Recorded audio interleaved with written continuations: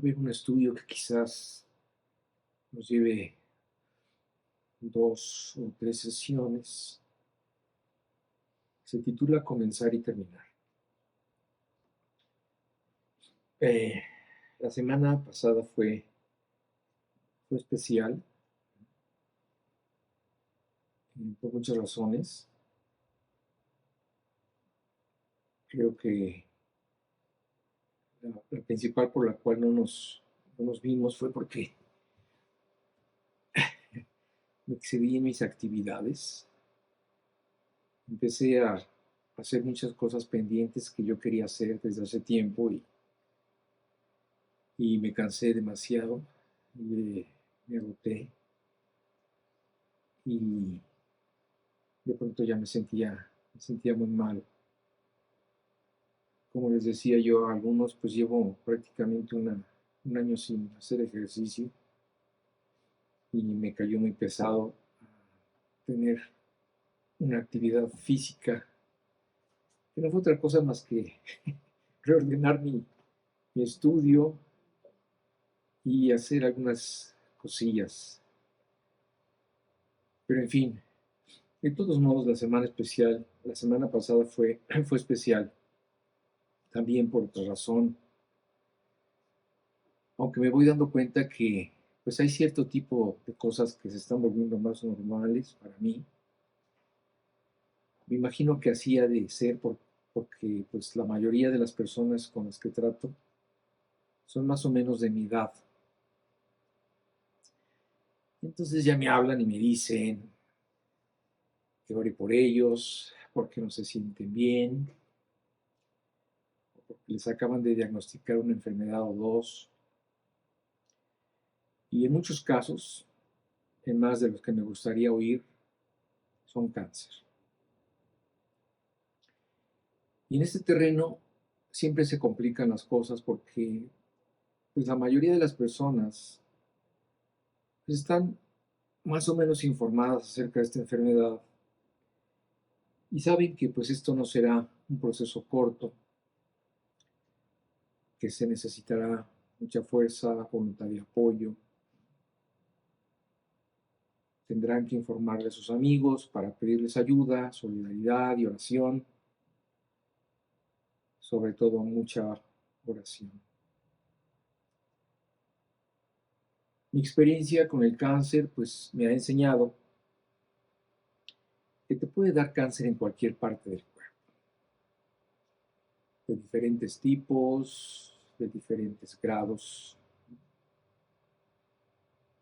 Y un ejemplo de la proporción de otras enfermedades con respecto al cáncer fue lo que me tocó vivir estos últimos días. Les platico. Tengo un vecino aquí enfrente de mi casa que se llamaba Gabriel. Él se puso mal y después de luchar con una cirrosis hepática durante semanas, finalmente murió en terapia intensiva.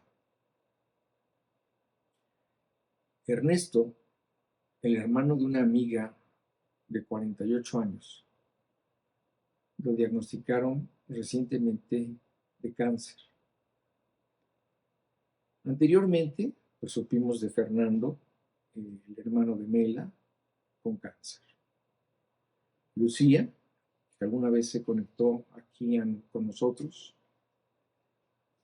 pues como todos ustedes saben, hemos orado por ella, fue operada por cáncer y finalmente ahorita está en un tratamiento de quimios. Rosa Elena, que también de vez en cuando se conecta, ¿verdad? La última vez que nos platicó, pues nos contó lo complicado de su situación, tiene cáncer, aunque me compartió en la semana que en estos momentos pues no le era nada y que parece que uno de sus tumores está mejorando. Una vecina de aquí a unas 3 cuadras, Silvia, ingresó nuevamente en el hospital por un cáncer que después de un tiempo hizo metástasis. Entonces tuvo que comenzar de nuevo con su tratamiento y en esas anda. Otra amiga, Esperanza, hace unos meses comenzó con un cáncer en la lengua. Ella nunca fumó. Y luego este cáncer le apareció en los ganglios del cuello. La operaron, le faltaban 2 quimios y sus radios para terminar su tratamiento y pues parecía que ahí la llevaba según nos mantenía informados. Incluso el viernes tuvo ánimos para ir a un congreso en Puebla, pero ya no regresó. Y el sábado estábamos con ella, pero en su funeral. Como ella cantaba en el coro de su iglesia, fueron algunos de ellos, y allí estuvimos cantando todos, ¿verdad? Algunos coros cristianos, y gozándonos realmente con las letras de algunos de ellos, como una de estas frases que decía uno de estos coros: alcancé salvación. Esas frases de estos coros que de pronto cobran muchísima vida en nosotros. O un coro que hiciera famoso Emmy Grant en los 90s, que trata de lo que pensará el creyente al estar en el cielo, que dice una de sus estrofas, ¿verdad? Dice: solo me imagino rodeado de tu gloria. ¿Qué sentirá mi corazón?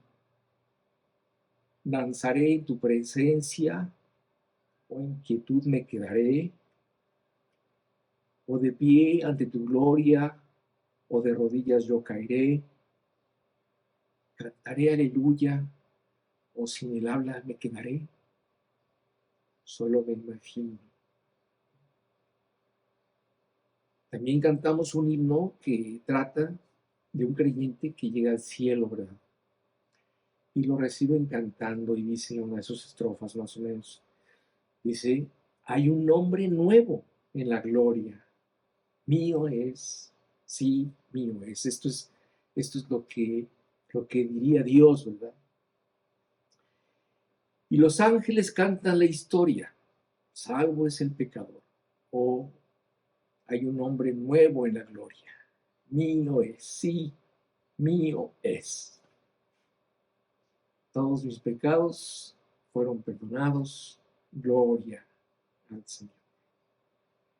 Uy, no, imagínense uno cantando esas cosas, es precioso. Y recordando, pues desde luego, a Esperanza. Refiriéndome a este último coro, cuando yo lo oí, pues era un coro que yo no conocía, pero me conmovió porque sabía que bien podría ser yo el que estuviera en ese féretro en lugar de Esperanza. Y yo podría ser el que estaría siendo recibido en el cielo, ¿verdad? Seguramente por un coro de ángeles. Y me preguntaba, ¿por qué? ¿Por qué yo sigo vivo y no ella? ¿Acaso soy mejor? ¿Acaso he hecho más o mejores cosas? No, nada de eso. Si tú y yo seguimos vivos hoy, es porque simplemente así lo ha querido Dios. Es por su gracia y por su misericordia. No tengo otra explicación. Así como tampoco tengo ninguna explicación del por qué Dios preserva más tiempo la vida de unos que de otros. Y te das cuenta, al pensar en estas cosas, que no hay forma de saber el momento en el que decida Dios que partamos a su presencia. Porque esto depende únicamente de una voluntad que no conocemos, de su voluntad que para nosotros, en el mayor de los casos, es una incógnita, porque depende de lo que Él quiere. Y así es. Y nosotros, pues nada, absolutamente nada podemos hacer. Y nos convertimos únicamente en testigos de su actuar. Nuestros deudos, los que se queden, deben aceptar y entender que ese día, el que escogió Dios, fue el mejor tiempo de nuestra partida. Y fue el mejor precisamente porque fue el día que designó Dios para llevarnos a su presencia.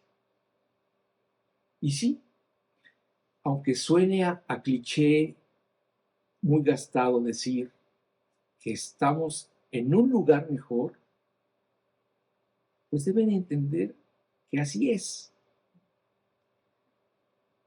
Descansando, no exactamente, pero sí en paz y en una actividad completamente diferente a la que desempeñamos aquí en la tierra. Todas las personas que están en el cielo se gozan de estar ahí y entienden perfectamente por qué llegaron ahí. Y por esta razón se gozan también cuando un creyente llega a ese lugar. Dice la Biblia que hay alegría, que hay gozo en el cielo por un pecador perdido que se arrepiente y que regresa a Dios. Bueno, esta es la primera fiesta que hay en el cielo por causa tuya, que es cuando te conviertes y la noticia llega al cielo y entonces se hace un alboroto, se hace un motivo de alegría y de gozo. Y otra ocasión de fiesta es cuando el buen creyente muere y, como dice Pedro, le será otorgada amplia y generosa entrada en el reino eterno de nuestro Señor y Salvador Jesucristo. Muy bien, pues mira, si pones atención, sin duda te vas a dar cuenta que la muerte está presente todo el tiempo y todos los días. Aunque algunos días especialmente vemos las balas pasar más de cerca. Pero ahí está siempre, ¿verdad? Acechando, siendo parte de nuestras vidas, de la vida de nuestros amigos, de nuestros seres queridos, de nuestros familiares. La muerte siempre se impone, ¿verdad? Impone su presencia en nuestra vida y a muchos los espanta. Especialmente a los que no saben a dónde irán después de morir. Y yo creo que esta incertidumbre es una razón suficiente no para estar espantado, ¿verdad? Sino para estar aterrado.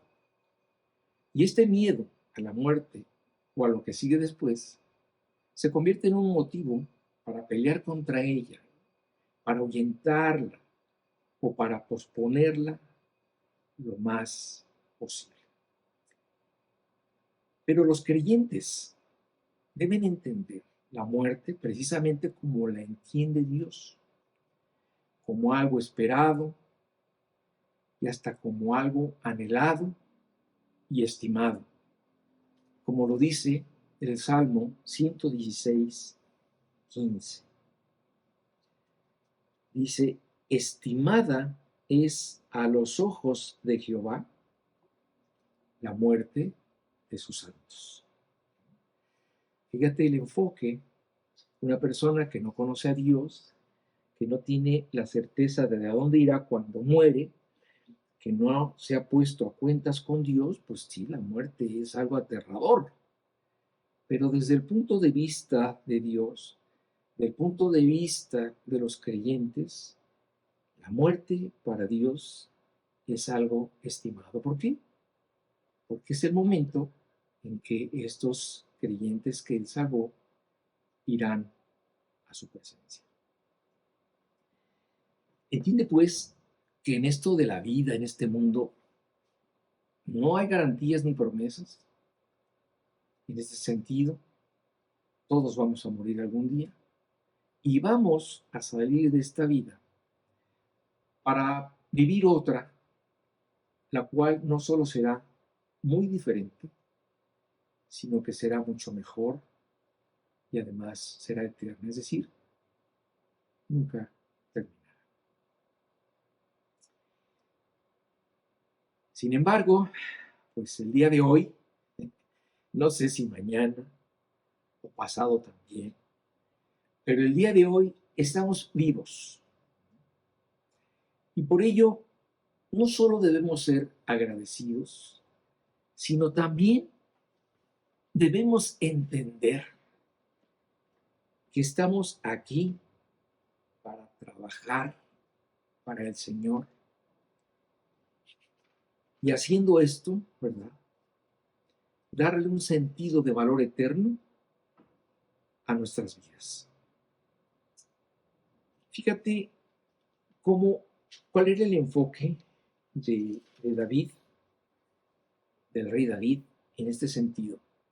Fíjate cómo dice el Salmo 39, versículo 4 al 7 de la versión de la Nueva Traducción Viviente. Dice así: Señor, Señor, recuérdame lo breve que será mi tiempo sobre la tierra. Recuérdame que mis días están contados y cuán fugaz es mi vida. La vida que me has dado no es más larga que el ancho de mi mano. Toda mi vida es apenas un instante para ti. Cuando mucho, cada uno de nosotros es apenas un suspiro. Somos tan solo sombras que se mueven y todo nuestro ajetreo diario termina en la nada. Amontonamos riquezas sin saber quién las gastará. Entonces, Señor, ¿dónde pongo mi esperanza? Mi única esperanza está en ti. Es decir, después de esta meditación que él hace, se pregunta, entonces, Señor, en virtud de que la vida es tan breve, entonces, Señor, ¿dónde pongo mi esperanza? Y después de meditarlo, contesta, mi esperanza está en ti. Esta, pues, es una respuesta breve, pero muy profunda, porque esto implica que en tiempos de escasez, en tiempos de prosperidad, en tiempos de enfermedad, de salud, en tiempos de gozo y de tristeza, en todo tiempo, nuestra esperanza debe estar puesta en Dios. ¿En quién más? Entonces, todo lo que tenga un valor eterno debe ser nuestro propósito de vida. Y si tú me preguntas de qué hablo o a qué me refiero, te diré que de las cosas de Dios, las cuales son las únicas que tienen un valor eterno. Todo lo demás, absolutamente todo lo demás, no lo tiene. Carece de esta cualidad. Todo es temporal, porque todo esto termina con la vida misma, no trasciende a la otra vida. Fíjate cómo lo dice Pablo en 2 de Corintios 4:18. Dice, no mirando nosotros las cosas que se ven, sino las que no se ven, pues las cosas que se ven son temporales, pero las que no se ven son eternas. Y aquí Pablo, ¿verdad? Siendo tan genial como es él, nos la pone bien fácil de entender al decirnos, mira, todo lo que ven tus ojos es temporal, todo. Pero si hablamos de la fe, si hablamos del amor, si hablamos de la oración, si hablamos de la predicación, si hablamos de la reconciliación, etcétera, todas estas cosas que son, pero que no se ven, son eternas. Y la invitación de Pablo, precisamente, es para trabajar en ellas. En estas cosas, dice Pablo, pon todo tu ahínco, toda tu sabiduría, toda tu salud, toda tu fuerza, todo tu tiempo y toda esperanza, porque es en lo único en lo que vale la pena ponerla. Esto es, en las cosas eternas de Dios. Y mira, si de pronto, como va a suceder,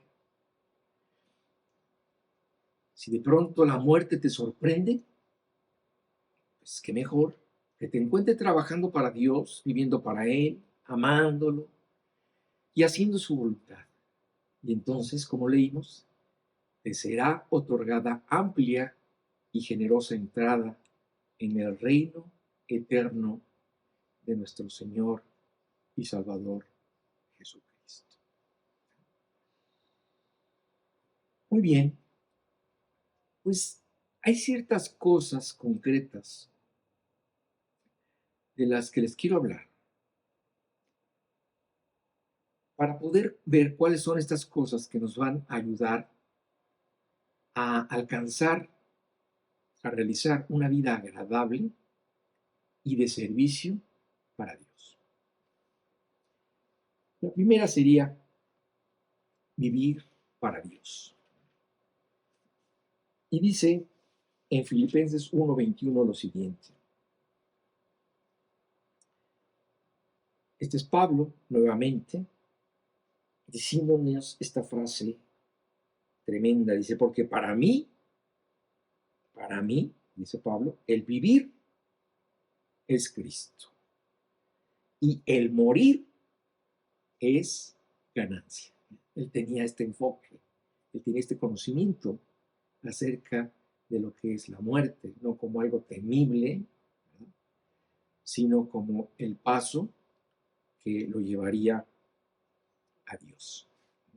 Entonces aquí estamos oyendo las palabras de un hombre de Dios, de un creyente que ha pasado por muchas experiencias amargas y difíciles hasta la muerte, que conoce el valor de la vida, pero también el de la muerte, quien pensando precisamente en los valores eternos, él sabe que su mayor ganancia, lo mejor que puede hacer mientras viva en este mundo, es vivir para Cristo. Por eso dice él, para mí el vivir es Cristo. Y en medio de su pensamiento inspirado, se conecta con su destino el cielo. Y por esta razón dice que la muerte es ganar, porque la muerte lo llevará allá. Pero de repente, ¿verdad? Pablo se da cuenta de que no se trata solo de pensar en lo que es mejor para él. Porque si así fuera, bueno, pues, él estaría diciéndole, Señor, ¿verdad? Como muchos creyentes también lo hacen, Señor, ya, ya no puedo, ya, llévame contigo, ya me quiero ir, es 1000 veces mejor que estar aquí. Pero Pablo lo piensa mejor y mira lo que dice en los siguientes versículos. Dice así, pero si vivo, puedo realizar más labor fructífera para Cristo. Así que realmente no sé qué es mejor. Estoy dividido entre dos deseos. Quisiera partir y estar con Cristo, lo cual sería mucho mejor para mí. Pero por el bien de ustedes, es mejor que siga viviendo. Al estar consciente de esto, estoy convencido de que seguiré con mi vida para continuar ayudándolos a todos ustedes a crecer y a experimentar la alegría de su fe. Y cuando vuelva, tendré más razones todavía para sentirse orgullosos en Cristo Jesús de lo que Él está haciendo por medio de mí. Entonces, aquí Pablo está precisamente encontrando la razón del por qué Él está vivo todavía. Porque tiene un trabajo que cumplir a favor de los demás. Y por eso no sabe qué es mejor y se encuentra dividido entre dos deseos legítimos. Partir con Dios, lo cual es muchísimo mejor para él, o quedarse más tiempo y seguir trabajando para el Señor. En este momento en que Pablo está escribiendo esta epístola, sabe que le está hablando a una iglesia en ciernes, que necesita mucho cuidado. A él, en lo personal, le faltan escribir algunos libros de la Biblia. Y además, él sabe que todavía le falta hablar con mucha gente. Y dentro de esta mucha gente a la que le tiene que testificar, él sabe que está incluida mucha gente importante, incluso el emperador romano, al cual él tendrá la oportunidad de hablarle de Cristo. Y pensando en nosotros, ¿verdad? En nuestras modestas vidas, quizás nosotros pues no tengamos un ministerio tan espectacular como lo tuvo él, pero sí igualmente importante. Porque para Dios todas las almas valen exactamente lo mismo. Y hablando de esta semana especial que pasó, ¿verdad? Un día me llamó Anabel y me dijo que si podía hablarle de Cristo a una señora que estaba muy mal de salud. Y le dije que sí, por supuesto, ¿verdad? Esto fue como a las 8 y algo de la mañana. Y entonces me dijo, bueno, mira, voy a hablar, voy a ponerme de acuerdo con sus hijos y te aviso a ver a qué hora podemos ir. Más tarde, como a la 1, ¿verdad? Me habla otra vez para avisarme que la señora ya había fallecido. No se pudo porque a veces pasan estas cosas, pero otras veces sí se puede. El punto aquí es que nuestro corazón debe estar dispuesto a servir. No importa en qué momento, no importa en dónde, ni ante qué persona. No importa si vamos a tratar con la princesa de Mónaco o con la flor más bella del ejido. Pablo fue destinado a grandes retos, con grandes hombres, pero el trabajo que él hizo es el mismo que hacemos nosotros. Es el mismo trabajo que tienen que hacer todos aquellos que han creído en Cristo. Porque a partir de haber creído en Él, nos convertimos en testimonios vivos de la verdad, de la realidad de la conversión y de la posibilidad de una transformación en la vida de aquellos que están dispuestos a creer. Aún siendo tan imperfectos como somos, todos podemos hablar de Cristo y mostrarles el camino a todos aquellos que incluso ni siquiera saben que existe un camino para llegar a Dios. Simplemente se trata de abrir nuestra boca y hablar de las virtudes de aquel que nos llamó de las tinieblas a su luz admirable.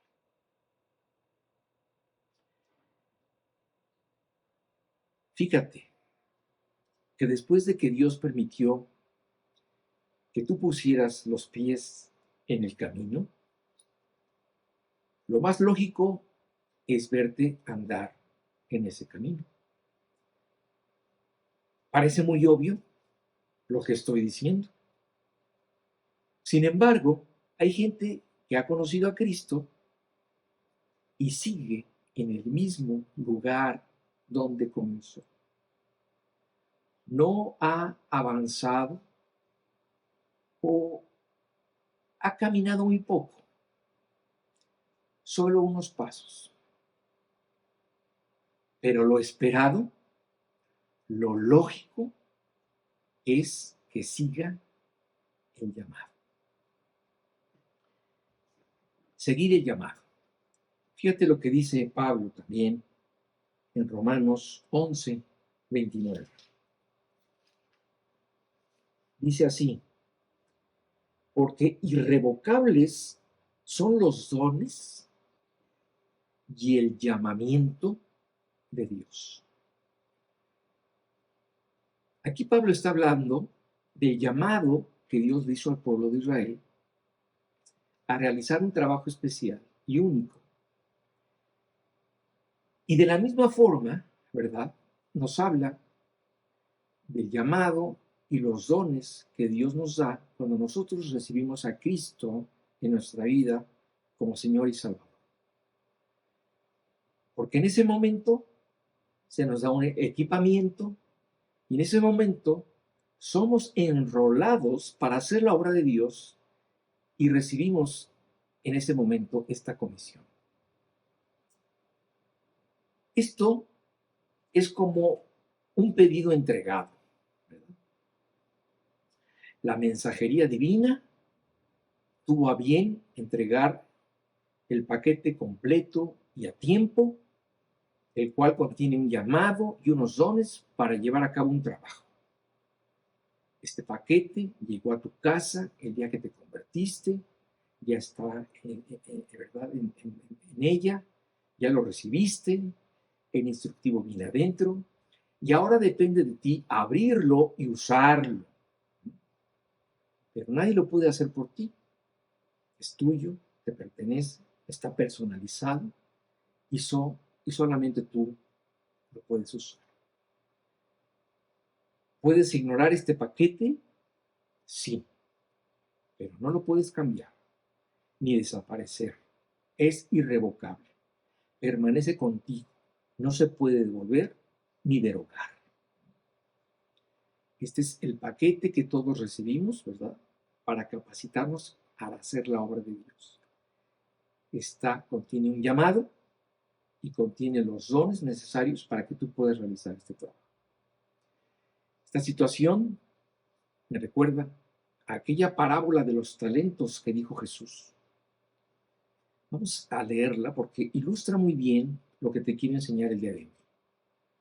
Antes de leerla, quiero aclarar que aquí la palabra talento no se refiere a un don o a una cualidad, sino a 34 kilogramos de plata, que era el equivalente a un talento.